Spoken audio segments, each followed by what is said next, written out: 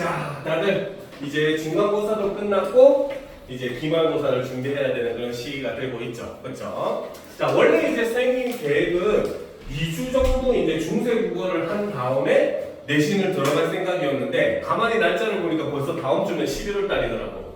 그렇죠? 그래서 이번 주만 중세국어 내용 이론 부분을 이번 주에 다 끝낼 예정이에요. 알겠죠? 그래서 이론 부분을 한번 싹 끝내고 그 다음에 이제 학교별로 은혜고 같은 경우는 다음 주부터 금요일날 저녁 7시부터 10시까지 알겠지? 그럼 동사는 토요일날 4시부터 7시까지 하자. 오케이? 알겠죠? 그 다음에 한백은 똑같이 토요일날 7시부터 10시까지 하는 방향으로 해서 학교별로 다음 주부터 진도를 나갈 계획입니다. 알겠죠? 그래서 그런 걸 유념을 하면서 자, 사실 늘 강조를 하지만 고등학교 1학년 과정에서 이번에 해야 하는 중세국어 부분이 가장 하이라이트 부분이에요. 아이들이 제일 어려워하기도 하고 이제 제일 시험에서도 항상 많이 등장을 하는 그런 단원이다 보니까 이 단원은 조금 우리가 깊이 있게 공부를 해둘 필요가 있습니다. 그리고 실제로 요즘 문법 문제가 자꾸 어렵게 등장을 하는 과정에서 물론 요즘 현대문법에서도 약간 좀 다른 시각으로서 문제에 접근하는 유형의 문제들이 등장을 하고는 있는데 그 외에는 중세국어 관련된 문법도 굉장히 좀 어렵게 학생들이 어렵게 느낄 수밖에 없도록 출제가 되고 있으니까 이런 부분을 위해서도 우리가 이 단어는 좀 열심히 해둘 필요가 있습니다. 알겠죠? 자, 그럼 일단 먼저 우리 국어의 발생과 시대적 구분에 대해서 한번 살펴보도록 합시다. 알겠죠? 자, 우리 국어의 계통은 일반적으로 알타이 어족에 속한다 라고 이야기를 합니다. 알겠습니까? 자, 알타이 어족이라고 하는 것은 밑에 이제 설명이 나와 있는데 자, 알타이 어족은 일반적으로 툴커, 몽고, 만주, 퉁구스어가 포함이 되고 실제로 이제 우리가 그 지역적으로 봤을 때는 현재의 몽골 지역이에요. 여러분들 그 사회 시간에 한 번쯤은 들어본 지명이죠. 바로 알타이 산맥, 우랄 알타이 산맥이라는 말을 한 번쯤은 들어봤을 거예요. 알겠죠? 그래서 알타이 어족이라고 하는 것은 바로 알타이 산맥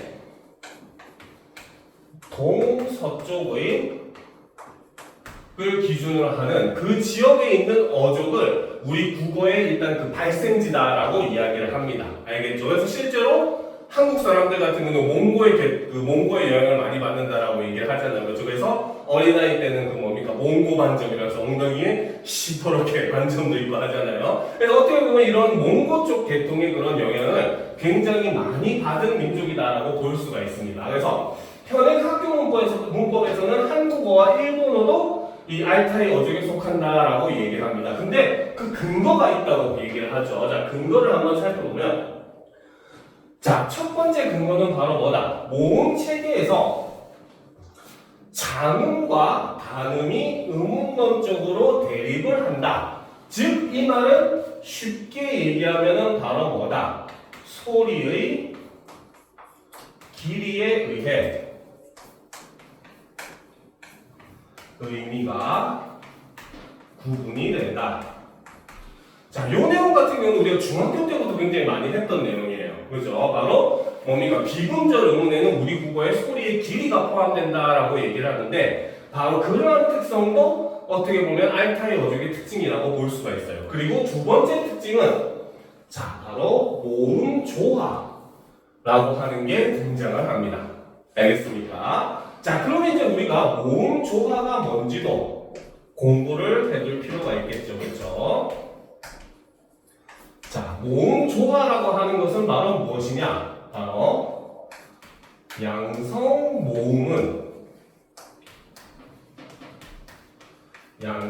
모음끼리 그렇죠? 그 다음 음성 모음끼리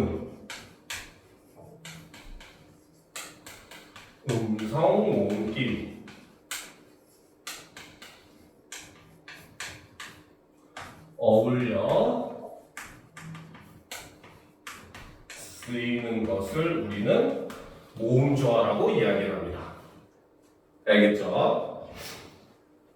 자, 사실상 이 모음조화 별거 아닌 것 같지만 학생들 많이 힘들게 해요. 그렇죠? 실제로 여러분들이 중세국어 할 때 조사를 선택한다든지 어미를 선택한다든지 할 때도 이 모음조어가 굉장히 깊게 작용을 하기 때문에 이 모음조어는 여러분들이 중세국어를 할 때 가장 기본적으로 이해가 돼야 되는 부분이에요. 그러면 자 여기서 우리는 그럼 양성모음이 뭐고 음성모음이 뭔지를 알아야 될 거 아니에요. 그죠? 자 그러면 첫 번째 양성모음이라고 하는 것은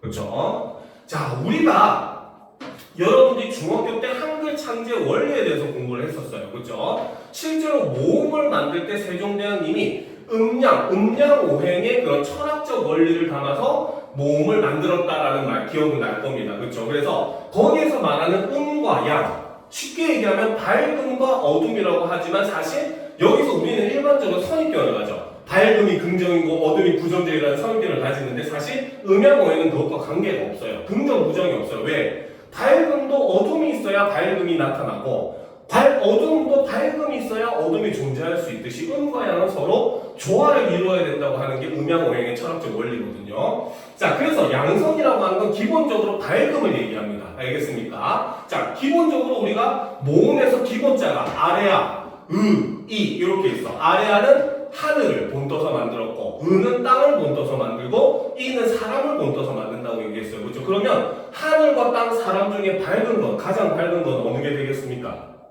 그렇죠. 하늘이 되겠죠. 그래서 양성모음에는 현재는 없지만 바로 이 아래아가 속합니다. 하늘을 나타내는 거죠. 그 다음 사람을 기준으로 할 때 오른쪽이 밝음일까 왼쪽이 밝음일까 라고 하면 요즘 학생들이 이걸 잘 몰라. 알겠지? 근데 옛날에는 오른쪽이 밝음이라고 했어요. 근데 이것이 좀 잘못되다 보니까 예전에는 오른손잡이가 아닌 왼손잡이 같은 경우는 실제로 1960년대, 70년대까지만 하더라도 장애로 인식을 했어. 그래서 어른들 중에 양손잡이는 원래는 왼손잡이였는데 오른손잡이 연습을 한 거예요. 근데 어쨌든 이건 잘못된 선입견이긴 한데 기본적으로 음양 오행의 기준으로 했을 때 사람의 오른쪽이 밝음입니다. 그래서 오른쪽을 나타내는 아와 야 이것이 양성모음이 돼요. 알겠죠? 그러면 땅의 위가 밝습니까? 아래가 밝습니까? 당연히 위쪽이 밝겠죠. 그러면 오, 요가 양성모음에 해당한다는 거죠. 자, 그러면 이제 음성은 반대가 되겠죠. 음성모음은 자 하늘의 반대인 땅이 바로 어둠을 나타내고 사람의 왼쪽을 나타내는 어와 여가 어둠을 나타낸다고 볼 수 있고 그 다음에 땅의 아래쪽인 우와 유가 음성모음이다 라고 볼 수 있다는 거죠. 자, 그 다음 이제 유일하게 중성모음이라고 하는 게 있습니다. 자, 중성모음에 해당하는 것은 바로 사람을 나타내는 이 실제로 사람을 나타내는 이의 생성 원리를 보게 되면은 사람은 하늘과 땅 사이에 서 있는 존재이기 때문에 이로 표현한다라고 얘기를 하거든요. 그래서 하늘과 땅 사이의 존재가 바로 중성모음인 겁니다. 알겠습니까? 그래서 양성은 양성끼리, 음성은 음성끼리 모여 쓰고 양성에서 음성으로 넘어가거나 음성에서 양성으로 넘어갈 때는 중간에 중성모음을 한번 끼면은 상관이 없기는 해요. 알겠죠? 근데 현대에는 이 모습이 거의 다 사라졌습니다. 하지만 아직도 남아있는 부분이 있어요. 알겠죠? 자, 현대 모음조화를 보게 되면은 자, 현대 모음조화의 내용을 우리가 한번 살펴보게 되면은 자, 첫 번째 바로 음성 상징어에서 아직도 그 흔적을 볼 수가 있어요. 알겠죠? 예를 들어서 깡총 그렇죠? 근데 이것과 반대되는 게 바로 껑충 그래서 음성 상징어에서 양성모음을 쓰면은 작고 가볍고 이런 느낌이 들어요. 귀엽고 이런 느낌. 근데 음성모음을 쓰면 좀 크고 무겁고 이런 느낌을 주게 됩니다. 알겠죠? 그래서 음성 상징어로 해서 대립적인 요소로서 양성모음과 음성모음을 여전히 사용을 하고 있어요. 그래서 참방, 첨벙 이런 것도 마찬가지고 알겠죠? 자, 그리고 두 번째 바로 어미의 사용에도 여전히 모음조화의 흔적이 남아 있습니다. 알겠죠? 자, 바로 용언의 어간 끝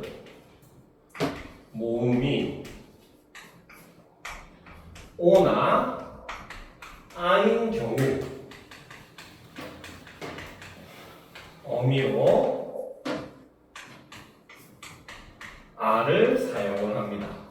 그 외에는 어를 사용해요.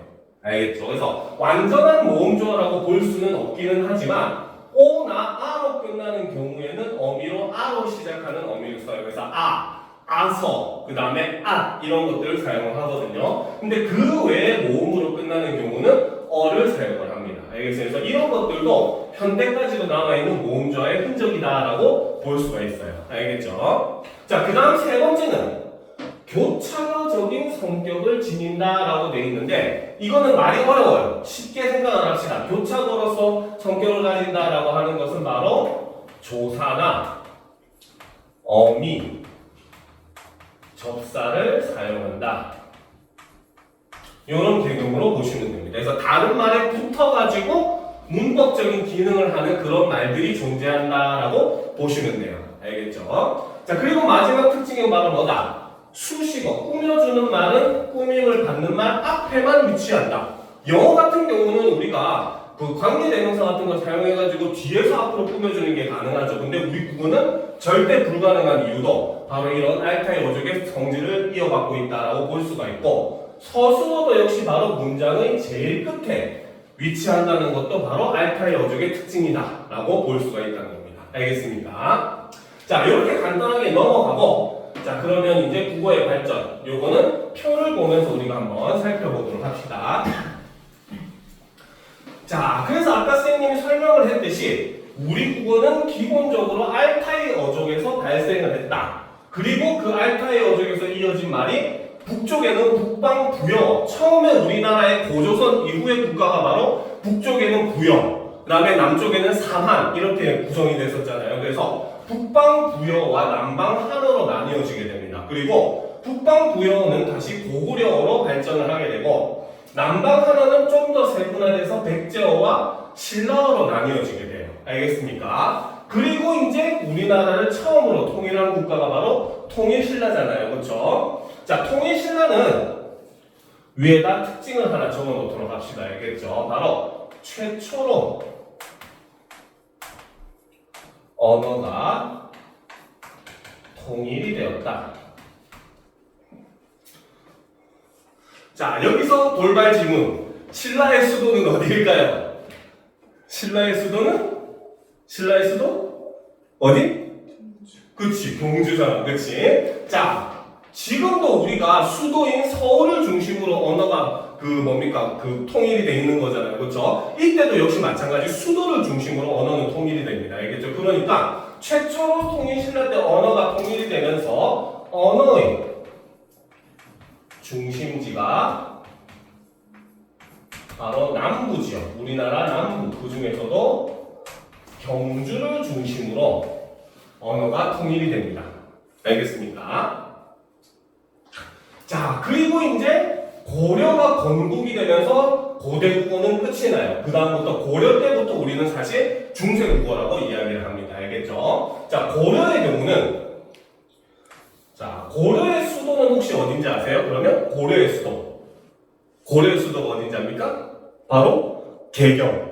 그렇죠? 개성 지역. 알겠죠? 우리가 개성공단이란 말 하잖아요. 그렇죠? 개성공단은 서울에서 조금 위쪽에서 우리 통일전망대에서 보이는 지역이란 말이에요. 알겠죠? 그래서 언어의 중심지가 중북부 바로 개성으로 이동을 하게 됩니다. 알겠죠? 자, 그리고 이제 조선이 되면서 조선은 수도가 지금의 서울 지역인 한양이잖아요. 그렇죠? 그래서 언어 중심지가 바로 한양. 지금의 서울이죠. 그렇죠? 한양으로 이동을 하게 되는데 사실상 이제 아까도 얘기했듯이 개성공단이라고 하는 저 자체가 서울에서 그리 멀지 않아요. 키로로 따져도 한 100km도 채 안 되는 정도의 거리란 말이죠. 알겠죠? 그러다 보니까 실제로 고구려어와 조선어 사이에서는 큰 차이는 없었을 것이다 라고 추정을 하고 있습니다. 알겠습니까? 그러다가 이제 임진왜란 이후부터 우리가 근대국어라고 얘기를 하고 일제강점으로 접어들게 돼요. 알겠죠? 자, 그런데 자, 여기서 우리가 또 하나 알고 넘어가야 되는 거는 바로 뭐냐? 사실 요 중세국어라고 하는 것은 크게 우리가 두 가지로 나뉩니다. 두 개로 나뉘어요. 알겠죠? 자, 첫 번째. 이거를 여기다 쌤 써줄 테니까 보고 합시다. 자, 첫 번째. 전기 중세국어는 바로 고려 초부터, 그죠? 바로 훈민정음 창제 전까지.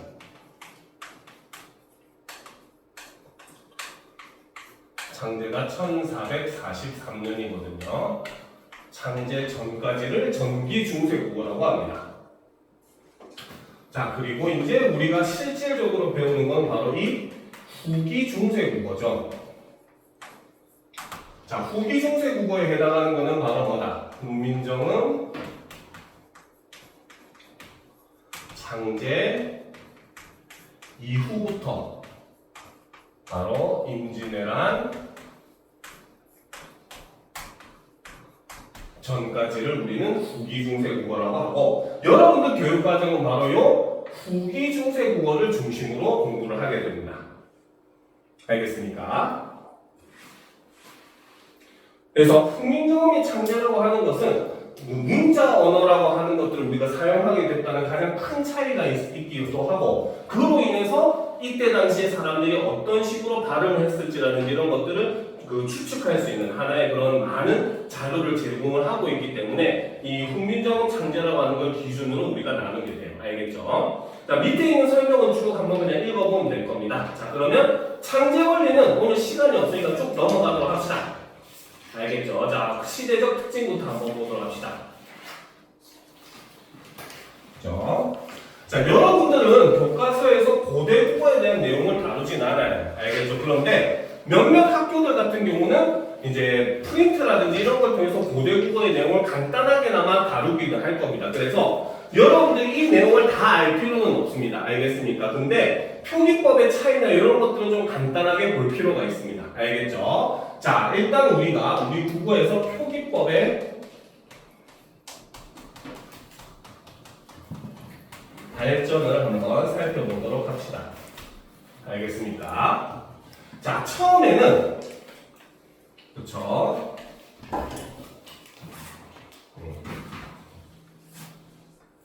자, 좀 지나가서 얘기를 하도록 합시다. 자, 처음에는 한자를 차용해서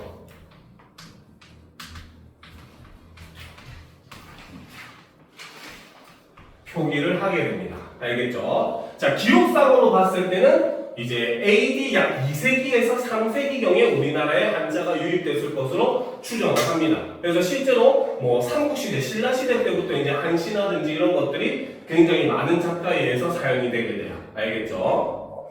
자, 그러다가 요거는 빈공간에 필기를 해야 되는 거야. 알겠지? 선생님이 간단하게 요약해서 앞부분을 가르쳐 줄 거니까. 자, 그 다음에 이제 이 한자를 쓰는데 우리의 입맛에 맞게 조금씩 변형을 하기 시작을 합니다. 알겠죠? 그래서 두 번째로 등장하는 게 바로 서기체라고 하는 게 등장을 하게 되죠. 알겠습니까? 자, 요 서기체의 특징은 바로 뭐냐? 한자를 사용을 하는데 우리말 어순으로 사용을 하는 걸 서기체라고 해요. 알겠습니까? 자, 옆에 예로 보여주는 거는 여러분들 필기 안 해도 돼요. 알겠죠? 요거는 그냥 간단하게 선생님이 설명을 하기 위해서 옆에다 적어줄게요. 자, 예를 들어서 보도록 합시다. 우리말 문장에 나는 너를 사랑해 라는 문장이 있다고 봅시다. 알겠습니까? 자, 원래 이것을 한문을 차용해서 쓸 때는 어떻게? 나죠. 그렇죠? 그 다음에 사랑의 자죠. 그렇죠? 그 다음에 너 있잖아요. 알겠죠? 그래서 나 사랑, 너. 요 방식으로 표기를 했다는 겁니다. 알겠습니까? 실제로 그 한문의 어순은 우리말 어순과는 굉장히 많이 달라요. 오히려 영어랑 어순이 좀 비슷하다고 봐야 돼요. 알겠습니까? 그런데 이것이 서기체라고 하는 게 등장을 함으로써 어순만 우리말식으로 바꾸게 됩니다. 알겠죠? 어떻게? 나는 너를 사랑해. 이렇게 바꾸게 되는 거죠. 어순만 나, 너, 사랑 이런 방식으로 바꾸게 됩니다. 알겠죠? 자, 그러다가 이제 세 번째, 그죠? 자, 세 번째로 이제 뭐가 등장을 하냐면은 자, 구별 표기라고 하는 게 등장을 합니다. 구별 표기의 등장. 자, 구별이라고 하는 게 등장을 해요. 이거는 바로 뭐냐면 어순은 한자말로 사용을 하되 요거는 바로 어순은 한자의 어순을 사용을 합니다. 그런데 특징은 조사나 어미를 표기를 하게 돼요. 알겠죠? 우리 춘향전 기억나죠? 그죠? 춘향전에 보면은 그 이몽룡이 한시를 짓습니다. 금준미주 천인열 옥반가요 만성고 이렇게 들어가요. 근데 이거를 실제로 교과서에도 어떻게 나오냐면 금준미주는 천인열 이오 할 때 여기서 는 이오 같은 조사 어미 같은 걸 표기를 하게 돼요. 알겠죠? 이런 걸 우리는 구별이라고 보면 됩니다. 알겠죠? 자, 그러다가 네 번째 바로 이두와 향찰이 등장을 합니다.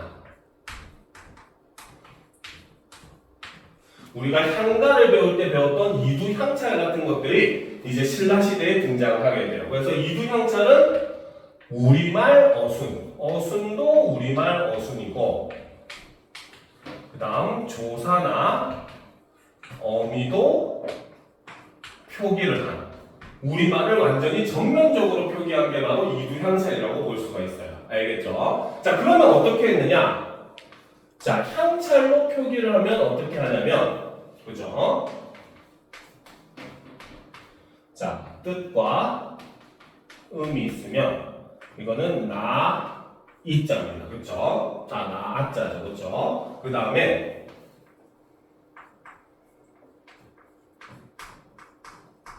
숨다, 은자. 그 다음에, 너, 이자. 그 다음에, 새, 을자. 그 다음에, 사랑, 애자. 바다, 해자. 요렇게 써가지고 해석을 할 때 어떻게 해석하느냐? 나는 너를 사랑해. 요렇게 표기를 하는 거예요. 알겠습니까? 이게 바로 향가에서 우리가 표기를 하는 방식인데, 이거는 학교에서 조금 정도로 가르쳐 줄 수 있어요. 가장 대표적으로 이제 서동요에 보면 선화공주 님은 이런 거 할 때 한자는 선화공주 주은 이렇게 쓰거든요. 그래서 그걸 어떤 식으로 해석하느냐 이걸 얘기하는데, 여러분들 여기서 핵심으로는 한 가지만 기억하면 돼요. 바로 뭐냐? 실질적인 뜻이 있는 부분은 한자의 뜻을 빌려오고, 조사나 어미같이 문법적인 요소는 한자의 소리만 빌려와서 표기한다. 요거 하나만 기억하면 되는 겁니다. 알겠습니까? 자, 그러면 고대 국어는 확 넘어가서 요것만 알면 되니까 넘어가고 중세 국어로 넘어가도록 합시다. 알겠죠? 중세 국어 이론편으로 넘어갑시다. 그렇죠? 자, 준비됐습니까? 자, 그래서 이제 우리가 지금은 후기 중세 국어를 중심으로 우리말을 어떤 식으로 표기에 반영했는가? 자, 이 부분을 우리가 한번 공부를 해보도록 합시다. 자, 우리 그 중세 국어의 기본적인 표기 원리는 바로 음소적 원리. 바로 뭐다? 소리 나는 대로 표기를 했다는 거죠. 알겠습니까? 자, 소리 나는 대로 표기했다라고 하는 것을 이꼴 다른 말로 얘기하면 바로 뭐다? 음운의 변동을 표기에 반영을 했다. 이런 개념으로 보시면 됩니다. 알겠습니까? 왜? 그래서 의문의 변동까지도 이때 당시에는 표기에 다 반영을 했어요. 우리가 예를 들어서 우리가 그 의문의 변동에서 종로 하면은 발음을 하면 종로 이렇게 소리가 나잖아요. 그렇죠? 근데 옛날에는 쓸 때도 이런 표기에 다 반영을 했다는 겁니다. 의문의 변동. 그래서 음절 끝소리 규칙 같은 것들, 연음 법칙 같은 것들도 전부 다 표기에 반영을 하게 돼요. 알겠죠? 그래서 기본적으로는 의문의 변동을 다 표기에 반영한 음소적 원리를 취하고 있다라고 볼 수 있어요. 자, 거기에 플러스. 자, 이거는 한글만의 특징이죠. 바로 음절적 원리라는 겁니다. 알겠죠? 자, 음절적 원리는 초성, 중성, 종성을 모아서 쓰는 삼성 합자의 원리를 사용한다. 한 글자로서 우리가 음절의 경계를 표시를 했다는 거죠. 알겠습니까? 자, 이게 별거 아니지만 실제로 이게 그 과학적으로 봤을 때 굉장히 효율적인 방식이에요. 알겠죠? 자, 예를 들어서 부산에서 지금 제일 유명한 해수욕장 이름이 뭡니까? 부산에서 제일 유명한 해수욕장. 그치, 해운대잖아. 그치? 해운대를 영문으로 표기하면은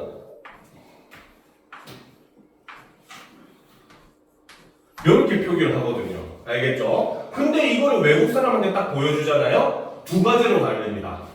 하은대 하든지 해운대 하든지 둘 중에 하나로 발음을 해요. 그 말은 뭐 때문에? 어디까지가 우리가 음절의 경계로 봐야 되는가에 대한 구분이 영어에는 없기 때문입니다. 알겠죠? 그런데 우리말은 초성, 중성, 종성을 한 번에 모아가지고 한 글자로 사용을 함으로써 음절적 원리를 표현하게 되고 이로 인해서 음절의 경계가 표기에 반영이 된다는 거죠. 알겠죠? 그러니까 오히려 독해를 하기에는 훨씬 더 쉬운 방식을 차용을 했다라고 우리가 볼 수 있다는 겁니다. 알겠습니까? 자, 그러면 이제 그 다음부터 이제 더 중요한 내용들이 나옵니다. 보도록 합시다. 바로 성조와 방점에 대해서 한번 보도록 합시다. 자, 성조라고 하는 것은 자, 지금은 거의 사라졌어요. 지금은 성조가 없습니다. 우리말에. 알겠죠? 그런데 중세시대에는 성조가 있었다고 얘기해요. 그래서 성조는 음절을 발음할 때 그 음절의 높낮이를 우리는 성조라고 합니다. 알겠죠? 우리가 중국어 들으면은 되게 시끄럽게 들리잖아요. 그렇죠? 그게 바로 뭐냐면 중국어는 여전히 성조가 있어요. 그래서 소리가 올라갔다 내려갔다 올라갔다 내려갔다 하니까 듣기에 굉장히 좀 시끄럽게 들리는 부분이 있거든요. 근데 우리 국어도 중세까지는 이 성조가 있었고 이 성조를 표시하기 위한 점이 바로 우리는 방점이다.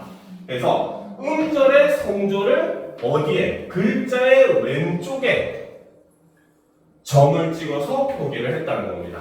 알겠습니까? 자, 먼저 평성을 보게 되면은 점이 없어요. 알겠죠? 점이 없으면 평성이라고 보면 되고 이 소리는 낮은 소리를 나타냅니다. 알겠죠? 자, 그래서 여기서 보면 나 이렇게 하면 발음할 때 나 이렇게 발음이 되는 거예요. 알겠습니까? 이거는 뭐 예니까 안 적어도 돼요.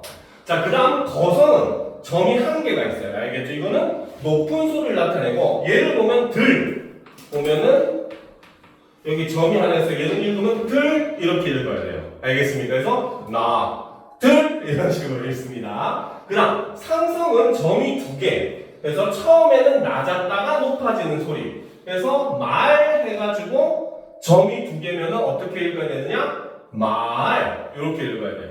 알겠습니까?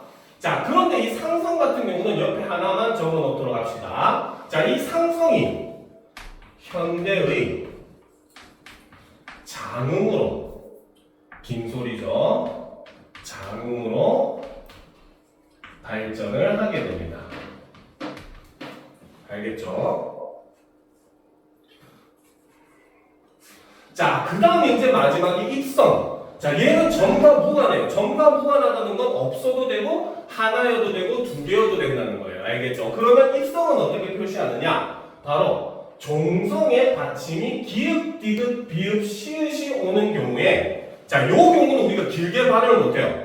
우리가 묵 같은 경우도 묵하고 이렇게 길게 못하잖아요. 그냥 묵하고 짧게 소리가 나잖아요. 그래서 기읍, 디귿, 비읍, 시읒은 종성에 오게 되면 소리가 짧게 끊어지거든요. 이거를 입성이라고 얘기를 하는 겁니다. 알겠죠? 자, 그러면 자, 실제 지문을 가지고 선생님이 간단하게 예를 들 건데 이건 안 적어도 돼요. 알겠죠? 자, 훈민정음 서문에 보면은 자, 나, 점 하나에 락.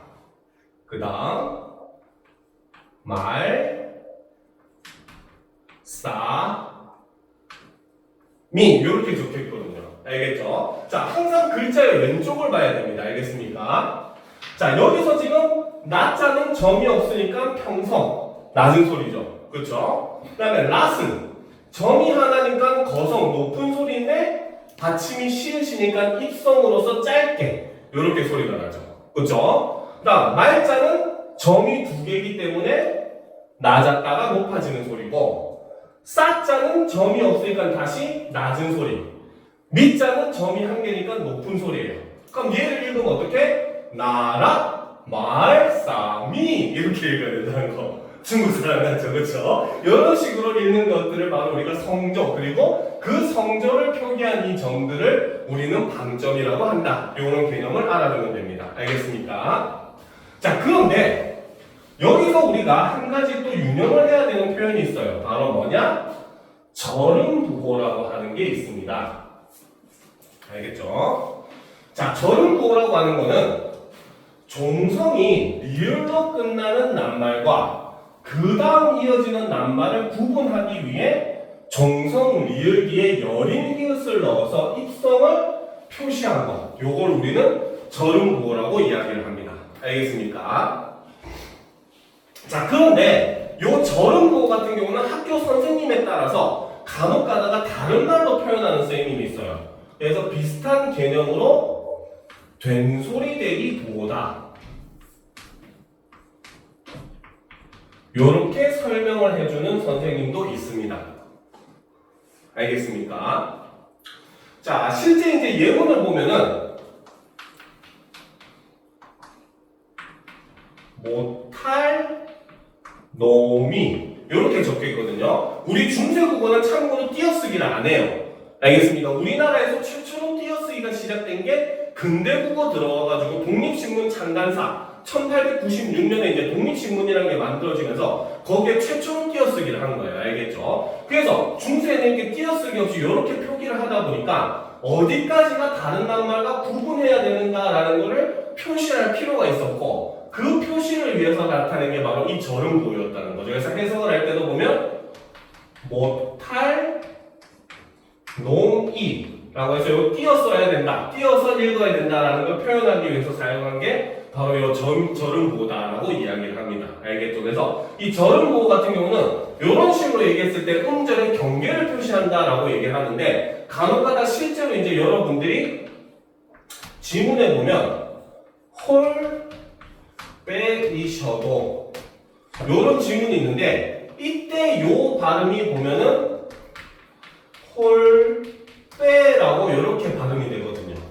알겠습니까? 그래서 이 부분은 예사 소리가 된 소리로 발음되게 만들어준다라고 해서 학교 선생님에 따라서 된 소리 되기 부호다라고 설명을 하시는 선생님도 있어요. 알겠습니까? 그래서 절음부호랑 요거를 구분해서 설명을 하기는 하는데 사실 의미는 똑같아요. 솔직하게 얘기하면. 알겠습니까? 강남 쪽에서도 간혹가다 선생님들이 홀 빼이셔도 할 때는 된 소리 되기 부호고, 못할 놈이 한이라 할 때는 절음부호다. 이렇게 설명을 해놓고는 설명은 똑같아요. 내용 자체는. 알겠습니까? 그래서 여러분들이 딱 솔직하게 이제 딱히 구분을 할 필요는 없지만 학교 선생님이 이 부분은 이거고 저건 저거라고 따로 가르쳐 준다면 그냥 그렇게만 외우면 되고 의미는 똑같다라고 보시면 돼요. 알겠습니까? 그래서 이렇게 절음부호라는 것도 이 부분에서 들어오는 부분이니까 여러분들이 알아둘 필요가 있습니다. 알겠죠? 자, 그 다음 이제 넘어가도록 합시다. 그래서 이 성조는 16세기 들어오면서 점점점 혼란해지다가 나중에는 이제 근대국어로 들어오면서 아예 방점 표시까지 사라지게 됩니다. 알겠죠? 자, 그 다음 이제 여러분들을 조금 힘들게 만드는 동국정오식 표기법에 대해서 보도록 합시다.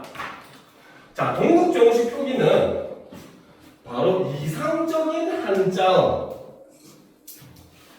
자, 한자의 올바른 발음은 우리나라 발음이 아니라 중국의 발음이겠죠. 중국의 글자니까. 그렇죠? 그래서 이상적 한자음, 즉 중국식 한자 발음을 표기하기 위해서 만들어진 표기법을 우리는 동국정오식 표기법이라고 이야기를 합니다. 알겠죠? 이 동국정오식 표기는 한자의 오른쪽에 한글로 발음을 표기를 해요. 알겠습니까? 자, 그래서 우리가 세종어제 훈민정음도 보면 이렇게 한자로 가운데 중자를 쓰고 발음을 옆에 여기에 중 이렇게 쓰거든요. 알겠습니까? 그래서 요 한자의 발음은 이렇게 해야 된다라고 이렇게 써주는 걸 우리는 동국정음식 표기법이다라고 이야기를 합니다. 알겠습니까? 자, 이 동국정음식 표기는 처음으로는 동국정운이라고 하는 책에서 처음 사용되었어요. 그래서 이름도 동국정음식 표기법이다라고 이야기를 합니다. 그런데 현실 한자음과 차이가 너무 커서 짧은 기간 동안만 사용되다가 사라지게 돼요. 특히 요거는 바로 16세기에 소실이 됩니다. 채 100년도 사용되지 못하고 사라져버려요. 알겠습니까? 하지만 여러분들이 배워야 되는 게 훈민정음, 세종어제 훈민정음 부분이라서 이거는 15세기 국어를 배워야 되기 때문에 동국정식 표기는 꼭 나오고 시험 문제도 굉장히 자주 나옵니다. 알겠습니까? 자, 특징을 보게 되면은 자, 첫 번째로 자, 우리식 한자음이 아닌 뭐다? 이상 한자음, 즉 중국식 한자 발음을 표기를 했다는 거죠. 그래서 실제 한자음과 차이가 큽니다. 실제 우리나라에서 발음했던 한자음과는 굉장히 차이가 커요. 그것 때문에 이게 사라지게 되는 원인이죠. 그렇죠? 자, 그런데 이 동국정식 표기는 이게 중요해요. 무조건 삼성을 갖추어 사용을 합니다. 초성, 중성, 종성을 반드시 갖추어서 표기한 게 바로 이 동국정식 표기의 특징이에요. 알겠습니까? 자, 그런데 우리가 이런 경우가 있어요. 한자음 중에는 받침이 없는 경우가 있어. 예를 들어서 집 가자 같은 경우는 받침이 없잖아요. 가 소리만 나니까, 그렇지? 그럴 때는 어떻게 하냐면 종성이 없는 발음은 종성에 음가가 없는 이응을 표기를 합니다. 알겠습니까? 그래서 예를 들어서 보면 이게 집 가짜잖아요. 그렇죠? 근데 이거를 동국정식으로 표기하면은 이렇게 표기를 했다는 거죠. 알겠습니까? 그러면 이응이 받침이 소리가 있는 경우도 있을 거 아니에요. 그렇죠? 예를 들어서 이러면 강자잖아요. 얘는 이응 받침이 소리가 있잖아요. 그렇지? 이 경우는 어떻게 표기하느냐? 바로 과수음 표시죠. 옛 이응을 사용해서 표기를 합니다. 알겠습니까? 자, 그래서 요거 같은 경우는 바로 뭐다? 옛날에는 그냥 이응은 음가가 없습니다. 알겠죠? 반면에 옛 이응은 음가가 있다는 표시입니다. 알겠습니까? 자, 그래서 이런 식으로 해서 이제 음가가 있고 없고를 다 표기를 했다. 그래서 우리가 나중에 이제 뭐 배우겠지만 세종어제 훈민정음도 보면은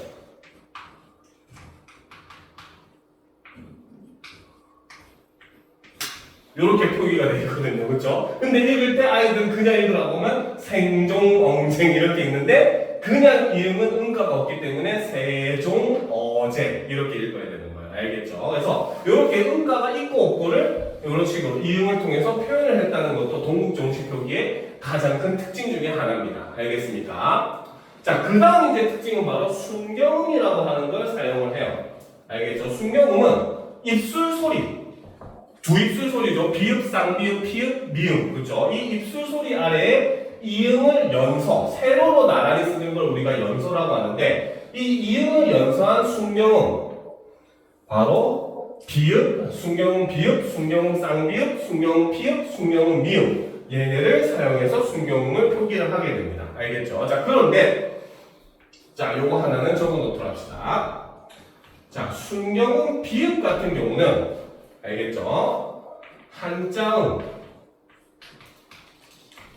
그 다음에 고유어 모두 사용을 하게 됩니다. 그런데 나머지 순경음 쌍비읍, 그 다음에 순경음 피읍, 그 다음에 순경음 미음 같은 경우는 한자어에만 사용을 합니다. 한자음만 사용이 됩니다.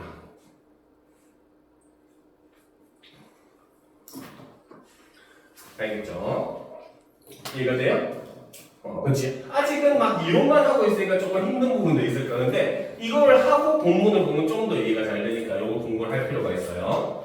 자, 그런데 이제 자, 동국정식 표기의 이형고래라고 하는 게 있습니다. 알겠습니까? 이형고래는 뭐냐면 한자음 종성에 리을음이 올 때는 종성에 반드시 여린 히읗을 붙였어요. 알겠습니까? 자, 그래가지고 예를 들어서 우리가 자, 이게 아닌 불자잖아요. 그렇죠? 이럴 경우에는 이형고래에 따라서 이런 식으로 쓴다는 거죠. 알겠습니까? 그러면 선생님 아까 앞에서 있었던 절음구랑 이형고래는 어떻게 구분해요? 할 수 있을 거 아니에요. 그렇죠? 이거는 정말 간단하게 구분할 수 있어요. 알겠습니까? 바로 뭐 때문에? 자, 절음구는 바로 고유어에만 사용을 합니다. 반대로 이형고래는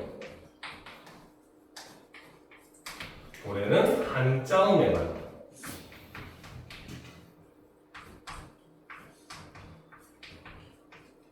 사용을 하죠. 요것만 알면 여러분들이 절대 헷갈릴 이유가 없습니다. 알겠습니까? 그래서 한자음에 사용됐으면 리을 여린 이웃은 이형고래, 고유어에 사용됐으면 리을 여린 이웃은 절음구, 이렇게 구분하면 되기 때문에 여러분들이 절대 고민할 필요가 없고 기본적으로 동국정식 표기는 아까 얘기했듯이 한자의 발음만 표기를 하는 거예요. 그러면 고유어 쪽에는 동국정식 표기가 사용되지 않았다는 거죠. 알겠죠? 그리고 이때 당시에 모든 15세기에 쓰인 모든 한자음의 발음은 동국정식 표기법을 따르고 있다는 것도 여러분들이 알아둘 필요가 있습니다. 알겠습니까? 자, 그러면 이제 다음 표기법으로 넘어가도록 합시다. 자, 표기법 같은 경우도 자, 실제로 이제 그 시대가 흐름에 따라서 좀 많이 변화를 하게 돼요. 알겠죠? 자, 첫 번째 15세기에는 이어적기라고 하는 방식을 사용을 합니다. 알겠죠? 자, 이어적기는 음운의 변동을 인정하고 표기에 그대로 반영한 것을 우리는 이어적기라고 하죠. 특히 그 중에서도 연음 법칙을 그대로 반영을 합니다. 알겠습니까? 그래서 말 그대로 소리 나는 대로 적은 게 바로 이어적기다라고 보시면 돼요. 근데 여러분들이 더 직관적으로 이해하기 쉽게 우리 선생님이 여기다 예를 적어 줄게요. 자, 예를 들어서 밥이라고 하는 낱말과 조사 이가 붙었다고 보도록 합시다. 그죠? 자, 이 경우 이것을 이어적기를 하면은 소리 나는 그대로 밥이 연음이 반영이 되어서 밥이 이렇게 적는다는 거죠. 알겠습니까? 자, 그리고 이 이어적기는 15세기부터 쭉 사용이 됩니다. 알겠죠? 자, 그런데 이제 그 다음에 끊어적기라고 하는 게 등장을 하기 시작을 해요. 알겠죠? 자, 끊어적기는 오히려 현대문법하고 굉장히 좀 비슷합니다. 알겠죠? 그래서 얘는 음운의 변동을 인정하지 않고 원형대로 표기하는 걸 우리는 끊어적기라고 하죠. 알겠습니까? 자, 그래서 이제 끊어적기를 기준으로 설명을 하면은 자, 그대로 원형을 밝혀서 밥이 이렇게 쓰는 거예요. 알겠죠? 그러면 이 끊어적기는 16세기부터 사용이 됩니다. 알겠습니까? 그런데 여기서 주의할 점, 그지? 자, 선생님이 아까 이어적기는 15세기부터 쓰인다고 했잖아요. 그쵸? 그리고 끊어적기는 16세기부터 쓰인다고 했어요. 그쵸? 그 말은 16세기에는 사실상 뭐다? 이어적기와 끊어적기가 같이 쓰였다고 봐야 되는 거예요. 알겠습니까? 지금처럼 아예 딱 변해가지고 16세기는 끊어적기만 쓰고 15세기에는 이어적기만 쓰고 하면 너무 좋겠지만 현실은 그렇지 못해요. 알겠죠? 그래서 이어적기는 15세기부터 쭉 사용된다. 근대국어까지. 알겠죠? 그리고 끊어적기는 16세기부터 등장하기 시작을 했기 때문에 근대국어까지 이어적기, 끊어적기 같이 16세기 이후부터는 사용이 돼요. 알겠죠? 자, 거기다가 이제 거듭적기라고 하는 것도 한 번 더 등장을 합니다. 알겠죠? 자, 거듭적기는 음운의 변동을 인정해요. 하지만 거기에 플러스 낱말의 원형도 중복으로 표기하는 걸 우리는 거듭적기라고 합니다. 알겠죠? 그러면 거듭적기를 가지고 우리가 표기를 하게 되면 낱말의 원형인 밥 요거를 밝혔어요. 그쵸? 거기에 의문의 변동까지 중복으로 표기해서 밥, 빛 이렇게 표기를 합니다. 그래서 받침을 거듭 적었다, 중복으로 적었다라고 해서 이거를 거듭 적기라고 하고, 이 거듭 적기의 경우는 근대 국어부터 사용이 되기 시작을 합니다. 알겠습니까? 자, 그러니까 사실상 우리가 요거를 그림으로 그리게 되면은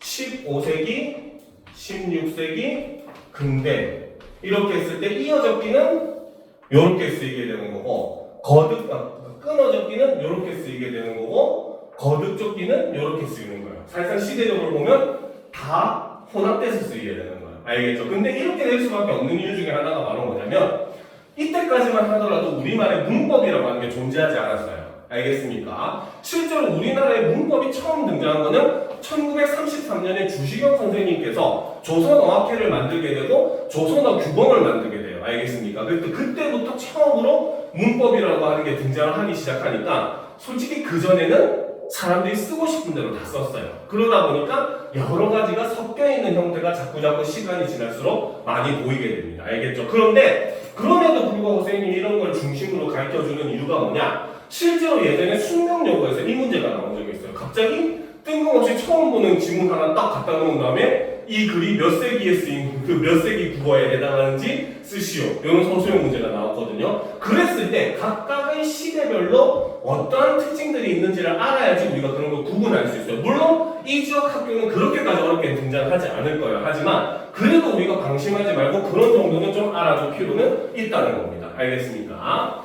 자, 그럼 이제 모음조합 요거는 공부를 했으니까 자, 불규칙의 그 규칙 활용으로 넘어갑시다. 5번으로 넘어갑시다.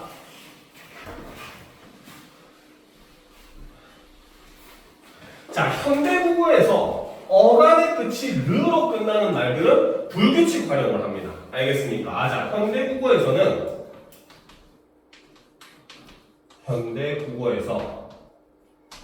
자, 어간의 끝이 르인 경우 이 경우는 불규칙으로 활용을 하게 됩니다. 알겠죠? 자, 예문을 한번 보도록 합시다. 자, 우리가 다르다.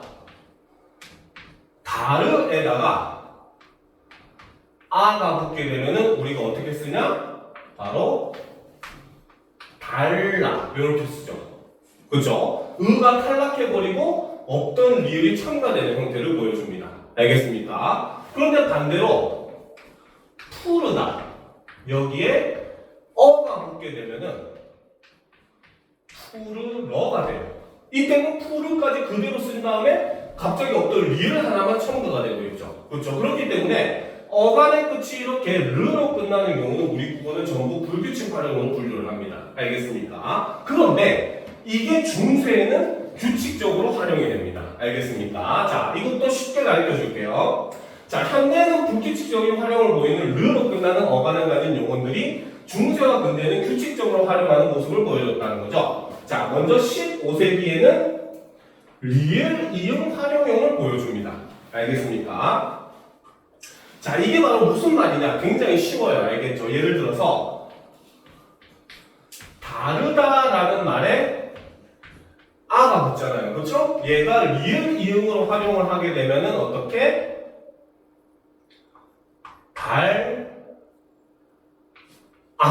요렇게 리을 이응을 사용했다고 해서 리을 이응 활용법이라고 얘기합니다. 알겠습니까? 자, 그런데 이것이 16세기에 가게 되면은 리을 활용법이 등장을 하게 돼요. 알겠죠? 그러면 달아를 리을 이을로 쓰게 되면 어떻게 된다? 얘는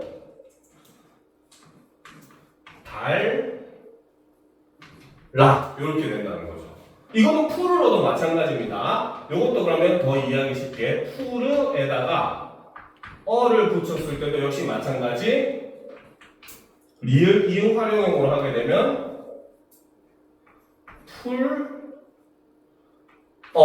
이렇게 된다는 거죠. 그렇죠? 그런데 리을 활용형이 되면 어떻게?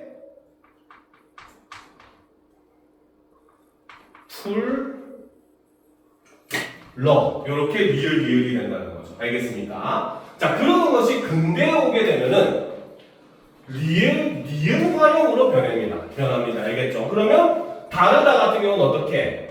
리을 니은을 써가지고 나 이렇게 되겠죠. 그렇죠? 풀로 넣어도 마찬가지 리을 니은이 되니까 바로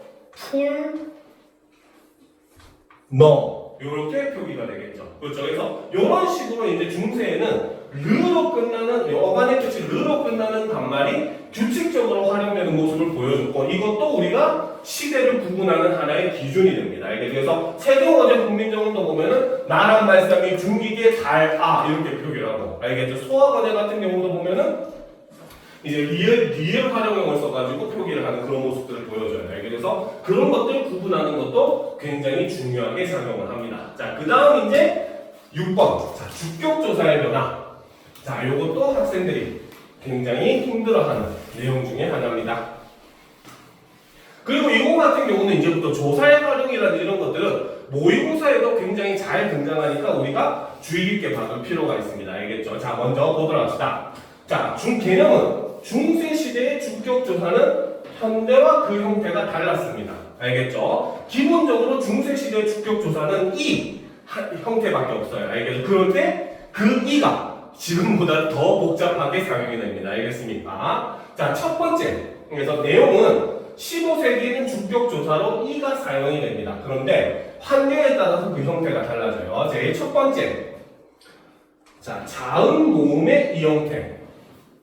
알겠습니까? 자음 모음의 이 형태는 낱말이 자음으로 끝나는 경우에, 즉 종성이 있을 경우에 사용하는 게 바로 자음 모음의 이 형태입니다. 알겠습니까? 자, 그러니까 자, 실제로 우리가 말쌈이라는 낱말이 있으니까 여기에 자음 모음의 이 형태가 오거든요. 알겠죠? 근데 이것이 이어 적기를 해가지고 말싸미 이렇게 됩니다. 알겠죠? 근데 이때도 모음이만 붙은 게 아니에요. 알겠습니까? 항상 유념할 거는 자음으로 끝나는 낱말 뒤에는 자음 모음에 이가 붙는다라고 여러분들이 입력을 해놔야 됩니다. 이거는 헷갈리면 안 돼요. 왜? 이런 모습을 보니까 학생들이 그냥 이만 들어왔다라고 착각하는 학생도 생각보다 많습니다.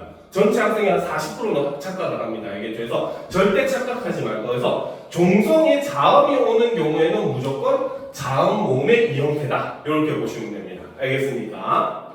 자, 그 다음 문제 형태가 보면은 모음만 쓰는 이 형태가 있어요. 알겠습니까?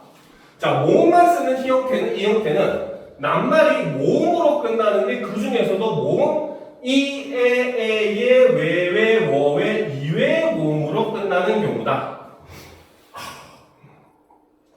알겠죠? 자, 좀 어렵지만 선생님이 간단하게 정리를 해줄 거예요. 알겠죠? 일단은 보도록 합시다. 자, 그 다음 이제 세 번째가 바로 영형태. 우리 공집합 형태죠. 그렇죠? 자, 영형태는 바로 뭐냐면 낱말이 모음으로 끝나는데 그 중에서 어떤 모음? 이, 에, 예, 왜, 왜 요걸로 끝나는 경우. 알겠습니까? 자, 그러면 학생들이 이제 제일 힘들어하는 건 이거죠. 이 형태랑 영형태를 어떻게 구분해야 되는가. 그렇죠? 자, 근데 이거는 생각보다 간단합니다. 알겠습니까? 자, 요 두 개를 구분하는 기준은 바로 뭐냐? 자, 형태상 모음 이가 붙을 수 있는가?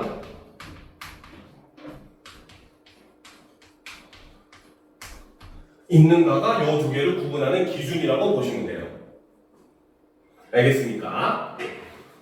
자, 이게 그러면 무슨 말이냐? 그죠? 자, 요거는 선생님이 정말 쉽게 여러분들 구분하기 쉽게 알려줄 수가 있어요. 바로 뭐냐? 자, 예를 들어서 아야 같은 경우는 옆에 이가 이렇게 붙어가지고 에 발음으로 발음이 가능합니다. 알겠죠? 이 경우는 뭘 쓴다? 이 형태를 쓸 수가 있다는 거죠. 알겠죠? 아 같은 경우도 역시 어떻습니까? 형태상 이를 붙여서 에가 가능하죠. 그렇죠? 어 같은 경우도 역시 마찬가지 형태상 이를 붙여가지고 에가 가능합니다.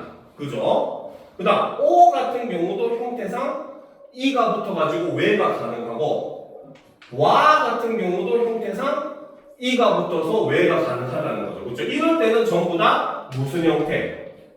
이 형태를 사용을 한다는 겁니다. 알겠습니까? 그런데 모음이 이야. 그치? 그러면 이 경우에는 옆에다가 이를 붙이면 이런 모음이 있어요, 없어요? 이런 모음이 있어, 없어? 없잖아, 그치? 이럴 경우에는 이를 붙일 수가 없다는 거죠. 그쵸? 그 다음 마찬가지 의 모음을 사용하게 되면 여기에 형태상 이를 붙일 수가 없잖아요. 그쵸? 이것도 불가능하겠죠. 그죠? 그 다음 왜 같은 경우도 여기다 형태상 이를 붙일 수가 없죠. 불가능한 거야. 그치? 그래서 이렇게 형태상 옆에 이를 붙일 수 없는 경우에는 무슨 형태? 영형태를 사용을 한다. 이렇게 구분하면 여러분들이 정말 쉽게 구분할 수가 있을 거예요. 알겠습니까? 그래서 자음으로 끝나면 자음 모음의 이.